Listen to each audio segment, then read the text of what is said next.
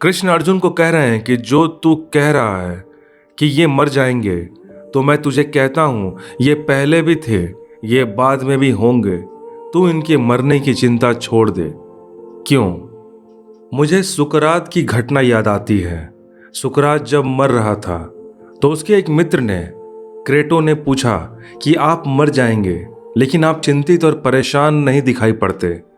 तो सुकरात ने कहा कि मैं इसलिए चिंतित और परेशान नहीं हूं क्योंकि मैं सोचता हूं कि यदि मर कर मर ही जाऊंगा तब तो चिंता का कोई कारण ही नहीं है, क्योंकि जब बचूंगा ही नहीं तो चिंता कौन करेगा?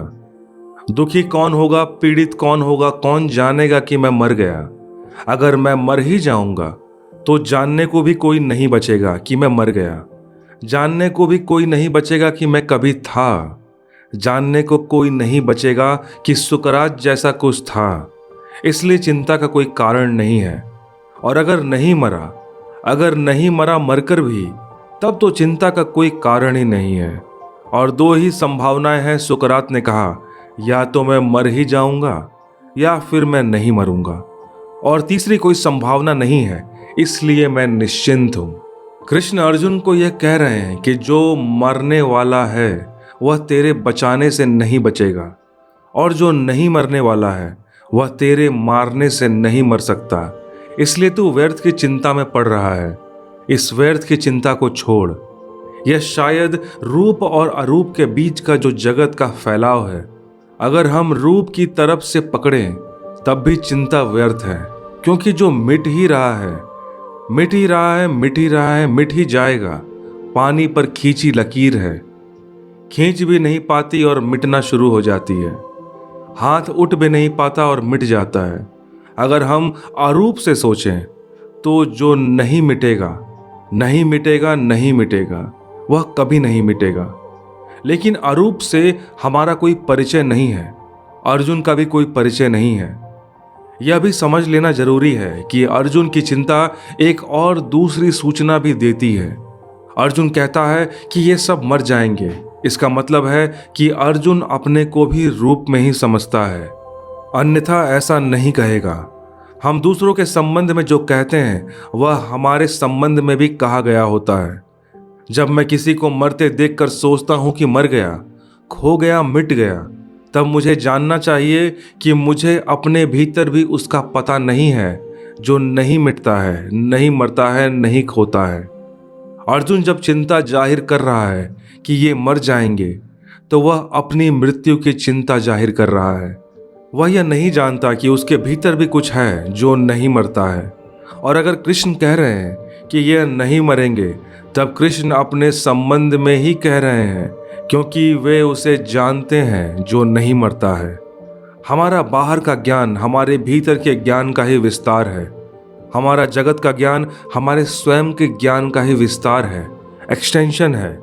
जो हम अपने संबंध में जानते हैं उसे ही फैलाकर हम समस्त के संबंध में जान लेते हैं, और जो हम अपने संबंध में नहीं जानते उसे हम किसी और के संबंध में भी कभी नहीं जान सकते। आत्मज्ञान ही ज्ञान है, बाकी सब ज्ञान गहरे अज्ञान पर खड़ा होता है, और अज्ञान पर खड़े जान का कोई भी भरोसा नहीं। अब वह अर्जुन बड़े ज्ञान की बातें करता हुआ मालूम पड़ता है, वह बड़े धर्म की बातें करता हुआ मालूम पड़ता है, लेकिन उसे इतना भी नहीं पता है कि अरूप भी कोई है, निराकार भी कोई अस्तित्व के आधार में कुछ है जो अमृत है। उसका उसे कोई भी पता नहीं है, और जिसे अमृत का पता ना हो उसके लिए जीवन में अभी ज्ञान की कोई भी किरण नहीं फूटी। जिसे मृत्यु का पता है वह घने अंधकार और अज्ञान में खड़ा है। कसौटी यही है, अगर ज्ञात है आपको सिर्फ मृत्यु तो अज्ञान आधार है, और अगर शात है आपको अमृत, नहीं जो मरता, जो ज्ञान आधार है। अगर मृत्यु का भय है मन में, चाहे दूसरे की चाहे अपनी, इससे कोई भेद नहीं पड़ता। अगर मृत्यु का भय है मन में तो गवाही है वह भय इस बात की कि आपको अमृत का कोई भी पता नहीं है, और अमृत ही है और मृत्यु के ऊपर बनी हुई लहरों का नाम है। सागर ही है, लेकिन सागर दिखाई नहीं पड़ता, दिखाई लहरें पड़ती हैं। आप कभी सागर के किनारे गए हैं तो सागर देखा है, कहेंगे जरूर देखा है, लेकिन सिर्फ लहरें ही देखी होंगी, सागर नहीं देखा होगा। लहरें सागर नहीं हैं, लहरें सागर में ज़रूर हैं, लेकिन लहरें सागर नहीं हैं, क्योंकि सागर बिना लहरों के भी हो सकता है, लेकिन लहरें बिना सागर के नहीं हो सकती। पर दिखाई लहरें पड़ती हैं, उन्हीं का जाल फैला है ऊपर। आंखें उन्हीं को पकड़ती हैं, कान उन्हीं को सुनते हैं। और मज़ा यह है कि जिस लहर को आप देख रहे हैं, लहर का मतलब ही यह है कि आप उसे कभी न देख पाएंगे, क्योंकि लहर देख रहे हैं तभी बदल जा रही है। देख भी नहीं पाए, बदल गई।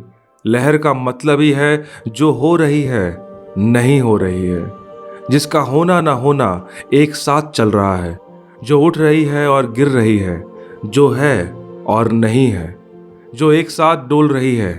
इस लहर को ही हम देखते हैं। जिसने लहरों को ही सागर समझा वह चिंतित ही हो सकता है, और नहीं तो क्या।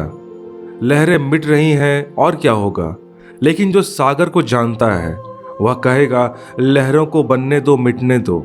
लहरों में जो पानी है, जो सागर है, वह पहले भी था जब लहरें नहीं थीं, और बाद में भी रहेगा जब लहरें नहीं होंगी।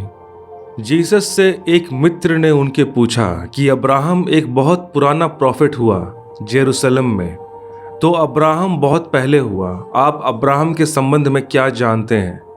तो जीसस ने कहा, जब अब्राहम हुआ उसके पहले भी मैं था। बिफोर अब्राहम आई वॉज, मैं अब्राहम के पहले भी था।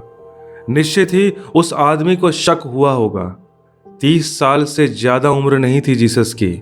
अब्राहम को मरे हजारों साल हो गए हैं, और यह आदमी कहता है अब्राहम के पहले भी मैं था। जब अब्राहम नहीं हुआ था तब भी मैं था। असल में जीसस सागर की बात कह रहे हैं, उस लहर की बात कर रहे हैं जो मरियम से उठी। वह जो जीसस नाम की लहर है उसकी बात नहीं कह रहे हैं। वह उस सागर की बात कह रहे हैं जो लहरों के पहले है और लहरों के बाद है। और जब कृष्ण कहते हैं कि पहले भी हम थे, तू भी था, मैं भी था, जो लोग सामने युद्ध के स्थल पर आकर खड़े हैं वे भी थे, बाद में भी हम होंगे, तो वे सागर की बात कह रहे हैं। और अर्जुन लहर की बात कर रहा है। और अक्सर सागर और लहर की बात करने वाले लोगों में संवाद बड़ा मुश्किल है, कम्युनिकेशन बहुत मुश्किल है, क्योंकि कोई पूरब की बात कह रहा है और कोई पश्चिम की बात। इसलिए गीता इतनी लंबी चलेगी, क्योंकि अर्जुन बार बार लहरों की बात उठाएगा और कृष्ण बार बार सागर की बात करेंगे, और उनके बीच कहीं भी कटाव नहीं होता। कहीं वे एक दूसरे को काटते नहीं हैं। काट देते तो बात हल हो जाती, इसलिए लंबी चलेगी बात। वह फिर दोहराकर लहरों पर लौट आएगा। उसे लहरें ही दिखाई पड़ती हैं, और जिसे लहरें दिखाई पड़ती हैं उसका भी कसूर क्या है, लहरें ही ऊपर होती हैं। असल में जो देखने पर ही निर्भर है उससे लहरें ही दिखाई पड़ेंगी। अगर सागर को देखना हो तो खुली आंख से देखना जरा मुश्किल है, आंख बंद करके देखना पड़ता है। अगर सागर को देखना हो तो सच तो यह है कि आंख से देखा नहीं जा सकता। सागर में डुबकी लगानी पड़ेगी, और डुबकी लगाते वक्त आंखें बंद कर लेनी होती हैं। लहरों से नीचे उतरना पड़ता है सागर में, लेकिन जो अभी अपने ही चित्त की लहरों से नीचे ना उतरा हो वह दूसरे के ऊपर उठी लहरों के नीचे ही नहीं जा सकता। अर्जुन की सारी पीड़ा आत्म अज्ञान है।